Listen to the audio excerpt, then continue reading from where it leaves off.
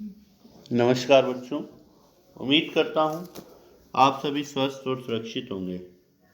आज हम अपनी इस कक्षा में हमारी पाठ्यपुस्तक क्षितिज भाग 2 काव्यखंड के अंतर्गत पाठ 5 सूर्यकांत त्रिपाठी निराला जी द्वारा रचित 2 कविताओं पर चर्चा करेंगे।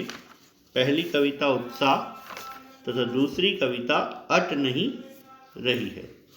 लेकिन इससे पहले हम कवि सूर्यकांत त्रिपाठी निराला पर चर्चा करते हैं। सूर्यकांत त्रिपाठी निराला का जन्म बंगाल के महिषादल में सन 1899 में हुआ। वे मूलतः गड़ाकोला, जिला उन्नाव, उत्तर प्रदेश के निवासी थे। निराला की औपचारिक शिक्षा 9वीं तक महिषादल में ही हुई। उन्होंने स्वाध्याय मतलब अपने खुद के अध्ययन से संस्कृत, बांग्ला और अंग्रेजी का ज्ञान अर्जित किया। वे संगीत और दर्शन शास्त्र के भी गहरे अध्येता थे। रामकृष्ण परमहंस और विवेकानंद की विचारधारा ने उन पर विशेष प्रभाव डाला। निराला का पारिवारिक जीवन दुखों और संघर्षों से भरा था। आत्मीयजनों के असामयिक निधन ने उन्हें भीतर तक तोड़ दिया। साहित्यिक मोर्चे पर भी उन्होंने अनवरत संघर्ष किया। सन 1961 में उनका देहांत हो गया। उनकी प्रमुख काव्य रचनाएं अनामिका, परिमल, गीतिका, कुकुरमुत्ता और नए पत्ते। उपन्यास, कहानी, आलोचना और निबंध में भी उनकी ख्याति अविस्मरणीय है। निराला रचनावली के 8 खंडों में उनका संपूर्ण साहित्य प्रकाशित है। निराला विस्तृत सारोकार के कवि हैं। दार्शनिकता, विद्रोह, क्रांति, प्रेम की तरलता और प्रकृति का विराट तथा उदार चित्र उनकी रचनाओं में उपस्थित है।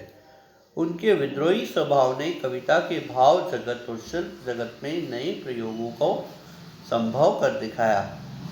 छायावादी रचनाकारों में उन्होंने सबसे पहले मुक्त छंद का प्रयोग किया था।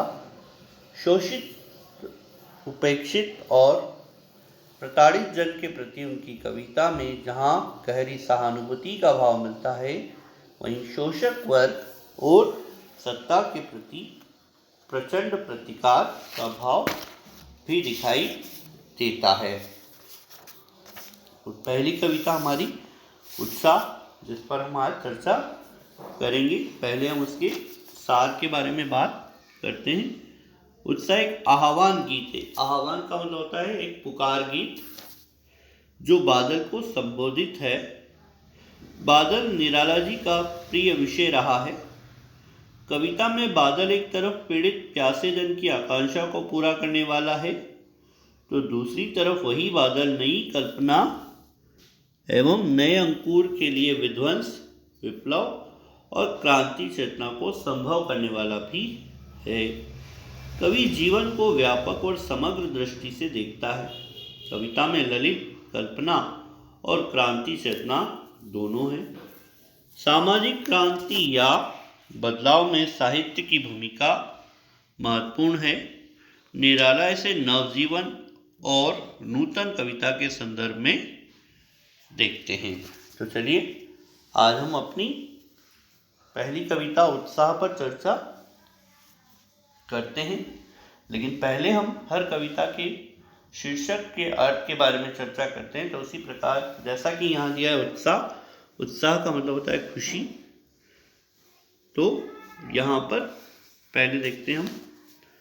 बादल गरजूं, घेर घोर गगन, ललित ललित काले घुंघराले, बाल कल्पना के से पाले, विद्युत छवि उर में, कवि नवजीवन वाले, व्रज छिपा नूतन कविता फिर भर दो, बादल गरजो। अब हम इनके शब्दार्थ पर चर्चा करते हैं। बादल यानी आसमान, आकाश। गरजो मतलब गरजने से, घेर घेर मतलब चारों तरफ से घेरने, गगन मतलब आकाश, धराधर मतलब बादल, ललित ललित लय से भरे हुए, काले घुंघराले, बाल कल्पना, बाल बच्चों की कल्पना के समान, और विद्युत छवि, विद्युत छवि का मतलब विद्युत रूपी परछाई, और मतलब हृदय में कवि नव जीवन वाले, नए जीवन वाले वज्र छिपा, वज्र का मतलब होता है कठोर भीषण, कविता फिर भर दो बादल कर दो। चलिए अब हम इसके भावार्थ पर चर्चा करते हैं। पहले इसके अंतर्गत कवि की अगर हम बात करें प्रसंग के रूप में, तो प्रस्तुत पंक्तियों में कवि ने बारिश होने से पहले आकाश में दिखाई देने वाले काले बादलों के गरजने और आकाश में बिजली चमकने के अद्भुत वर्णन को दर्शाया है। और कवि कहते हैं कि धरती के सभी प्राणियों को नया जीवन प्रदान करने वाले ये बादल हैं, और यह हमारे अंदर के सोए हुए साहस को भी जगाते हैं। देखिए अब बादल गरजो, अर्थात कवि बादलों को गरजने के लिए कहता है। घेर घेर घोर गगन, चारों तरफ से घेर कर आसमान को घेर लो, ललित ललित काले घुंघराले, अर्थात आगे कवि बादल से कह रहा है कि हे काले रंग के सुंदर घुंघराले बादल, तुम पूरे आकाश में फैल कर उसे घेर लो और खूब गरजो।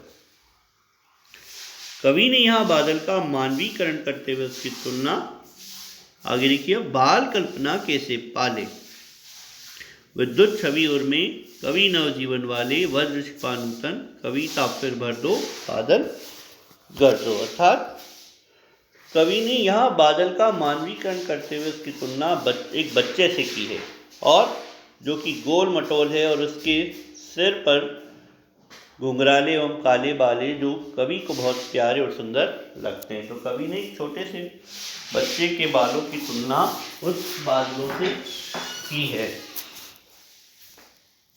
आगे कवि बादल की गर्जना में क्रांति का संदेश सुनाते हुए कहते हैं कि हे बादल, तुम अपनी चमकती बिजली के प्रकाश से हमारे अंदर पुरुषार्थ भर दो, और इस तरह हमारे भीतर एक नए जीवन का संचार करो।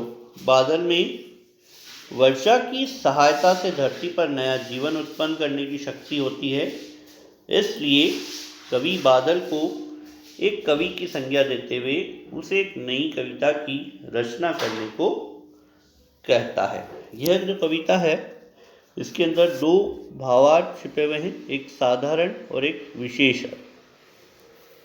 तो साधारण अर्थ की अगर हम बात करें तो वो हमें समझ आ रहा है कि यहाँ पर एक व्यक्ति यानी एक किसान जो है वो बादलों से प्रार्थना कर रहा है, क्योंकि यहाँ के जो लोग हैं वो गर्मी से, प्यास से पीड़ित हैं। जितने भी लोग हैं, सारे लोग हैं, वो सब गर्मी से तरस रहे हैं। वहाँ बारिश नहीं हुई है काफ़ी लंबे समय से, और उसी को ध्यान में रखते हुए कवि जो है वो एक किसान के रूप में बादलों से प्रार्थना कर रहा है। वो कह रहा है कि ये बादल तुम खूब गरजो, चारों तरफ से घेर घेर कर बरसो, और एक काले काले, जिस तरह से एक बच्चे के काले घुंघराले बाल होते हैं वैसे तुम काले काले बादलों से आकर चारों तरफ से घेर लो, और बिजलियों की चमकने की आवाज़ सुनाई दे, और फिर कुछ समय पश्चात बारिश हो और हमें एक नया जीवन मिल जाए। विशेष अर्थ की अगर हम बात करें तो यहाँ पर बताया गया है कि जो लोग पीड़ित थे उनको संबोधित करते हुए कवि कह रहा है कि हे बादल, तुम चारों तरफ से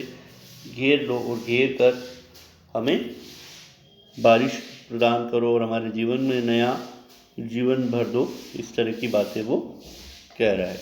तो आज की इस कक्षा में हम पहले 5 पंक्तियों के भावार्थ को हमने समझा। अगली कक्षा में हम पूरी इस कविता के सार को हम समझते हुए पूरे पंक्तियों के भावार्थ को करेंगे। धन्यवाद। आपका दिन शुभ हो।